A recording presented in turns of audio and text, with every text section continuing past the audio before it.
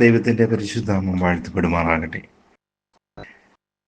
സംതൃപ്തിയോടുകൂടിയുള്ള ദൈവഭക്തിയെക്കുറിച്ച് നമ്മൾ ചിന്തിച്ചിട്ടുണ്ടോ? എന്നാൽ തിരുവചനം നമ്മളെ ഓർമ്മിപ്പിക്കുന്നു, സംതൃപ്തിയോടുകൂടിയുള്ള ദൈവഭക്തി വലുതായ ആദായമാകുന്നു എന്ന്. 1 തിമോഥെയോസ് 6 സംതൃപ്തിയോടുകൂടിയ ദൈവഭക്തി വലുതായ ആദായമാകുന്നു. ആധുനിക വിവർത്തനം ഇപ്രകാരം പറയുന്നു: ഒരുവൻ തനിക്കുള്ളതിൽ സംതൃപ്തനായിരിക്കുന്നെങ്കിൽ അവൻ്റെ ദൈവഭക്തി ഒരു വലിയ ധനമാണ് എന്ന്. ഇന്ന് മനുഷ്യർക്ക് ഒരു കാര്യത്തിലും സംതൃപ്തിയില്ല. ആരാധനയിലും ആരാധന ജീവിതത്തിലും സംതൃപ്തിയില്ല. ക്രിസ്തുയേശുവിൽ എപ്പോഴും ജയോത്സവമായി നടത്തപ്പെടുന്ന നമുക്ക് നമ്മുടെ ജീവിതം, ദൈവത്തോടു ഉള്ള ഭക്തി, ആരാധന, പ്രാർത്ഥന, വചനധ്യാനം ഒക്കെ സംതൃപ്തിയോട് ചെയ്യുവാൻ സാധിക്കുന്നുണ്ടോ എന്ന് ചിന്തിക്കണം. ചിലപ്പോഴൊക്കെ അസംതൃപ്തരായി മാനുഷികമായ സംതൃപ്തിക്ക് വേണ്ടി വെറുതെ ഓടുന്നവരായി തീർന്നിട്ടുണ്ടോ? സംതൃപ്തിയോടുകൂടിയുള്ള ദൈവഭക്തി വലിയ ധനം, ആദായമായി തീരുവാൻ ചില കാര്യങ്ങൾ ചെയ്യണമെന്ന് തിരുവചനം നമ്മളെ ഓർമ്മിപ്പിക്കുന്നു. 1. സംതൃപ്തിക്കായി അഭ്യാസം ചെയ്യുക. സംതൃപ്തിക്കായിട്ട് ചില അഭ്യാസം ചെയ്യണമെന്ന് തിരുവചനം ഓർമ്മിപ്പിക്കുന്നുണ്ട്. സംതൃപ്തിയേകുന്ന ദൈവഭക്തിക്ക് വേണ്ടി അഭ്യാസം ചെയ്യുവാൻ പൗലോസ് ശ്ലീഹ പഠിപ്പിക്കുന്നുണ്ട്. 1 തിമോഥെയോസിന് എഴുതിയ ലേഖനം 4-7-8 വാക്യങ്ങളിൽ ഇപ്രകാരം നമുക്ക് അതിൽ കാണാവുന്നതാണ്: ഭക്തിവിരുദ്ധമായ കിഴവി കഥകളെ ഒഴിവാക്കി ദൈവഭക്തിക്ക് തക്കവണ്ണം അഭ്യാസം ചെയ്യുവാൻ അപ്പോസ്തലൻ ഓർമ്മിപ്പിക്കുന്നു. 2 തിമോഥെയോസിൻ്റെ ലേഖനത്തിലും 3-15 വാക്യത്തിലും നീ പഠിച്ചും നിശ്ചയം പ്രാപിച്ചും ഇരിക്കുന്നതിൽ നിലനിൽക്കുവാനും പറയുന്നു. സദൃശവാക്യത്തിലോട്ട് നമുക്ക് കാണുമ്പോൾ 2-17 വാക്യത്തിൽ നീ ഇപ്പോഴും യഹോവ ഭക്തിയോടെ ഇരിക്ക, ഒരു പ്രതിഫലം ഉണ്ടാകും നിശ്ചയം എന്ന് അവിടെയും നമുക്ക് കാണാം. 1 തെസ്സലോനിക്കർ 5-12 വാക്യത്തിൽ അപ്പോസ്തലൻ ഇപ്രകാരം പറയുന്നു: നിങ്ങൾ ചെയ്തു വരുന്നത് പോലെ അന്യോന്യം പ്രബോധിപ്പിച്ചും തമ്മിൽ ആത്മീയ വർധന വരുത്തിയും ഇരിക്കുവാനായിട്ട് ആഹ്വാനം ചെയ്യുന്നു. സംതൃപ്തിക്കായി ഇങ്ങനെ ആഹ്വാനം ചെയ്തതായി ഉണ്ട് എന്ന് തിരുവചനം നമ്മളെ ഓർമ്മിപ്പിക്കുന്ന സത്യമാണ്. 2. അസംതൃപ്ത വിചാരങ്ങളിൽ നിന്ന് ഒഴിഞ്ഞു നിൽക്കുവാനായിട്ട് നാം പരിശീലിക്കേണ്ടതായിട്ടുണ്ട്. സംതൃപ്ത ദൈവിക ജീവിതത്തിന് എന്താണ് തടസ്സം?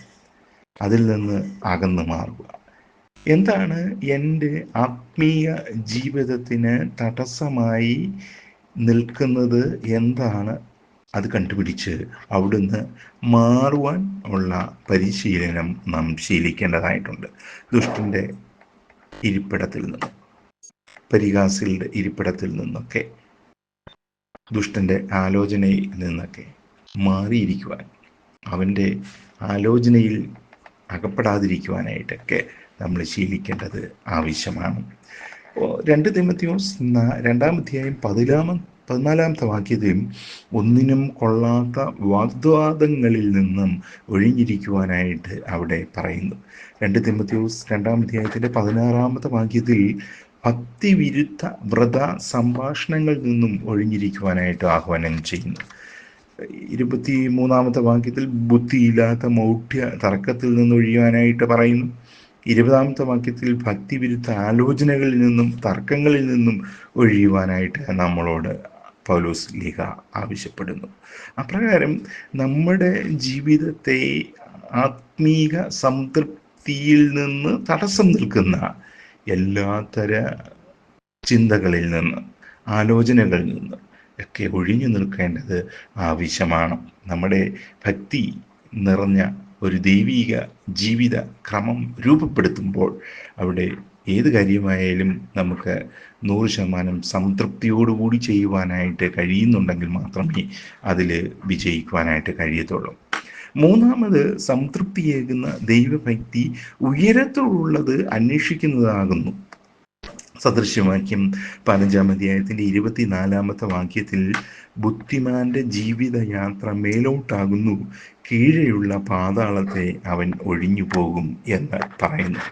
കൊലോസ്യരുടെ ലേഖനം 3-ാം അധ്യായം 1 മുതൽ 3 വരെയുള്ള വാക്യങ്ങളിൽ നമുക്ക് കാണാം, ആകയാൽ നിങ്ങൾ ക്രിസ്തുവിനോട് കൂടെ ഉയർത്തെഴുന്നേറ്റിരിക്കുന്നു എങ്കിൽ ക്രിസ്തു ദൈവത്തിൻ്റെ വലതുഭാഗത്തിരിക്കുന്നിടമായ ഉയരത്തിലുള്ളത് അന്വേഷിപ്പിൻ, ഭൂമിയിലുള്ളതല്ല ഉയരത്തിലുള്ളത് തന്നെ ചിന്തിപ്പീൻ എന്ന് പറയുന്നു.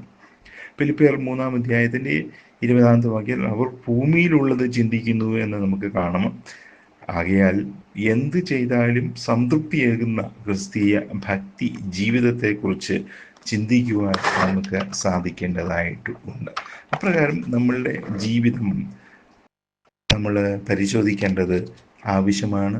നമ്മുടെ ഭക്തി, നമ്മുടെ പ്രവൃത്തി, നമ്മുടെ ദൈവിക വിചാരങ്ങൾ, ചിന്തകൾ ഒക്കെ സംതൃപ്തിയോടുകൂടിയാണോ എന്ന് ചിന്തിക്കേണ്ടത് ആവശ്യമാണ്. അപ്രകാരമുള്ള ഒരു ജീവിതക്രമം നമ്മൾ രൂപപ്പെടുത്തിയാൽ അത് നമ്മുടെ ജീവിതത്തിൽ ഏറെ അനുഗ്രഹമാണ്. ദൈവം നമ്മളെ ഓരോരുത്തരെയും സഹായിക്കുമാറാകട്ടെ.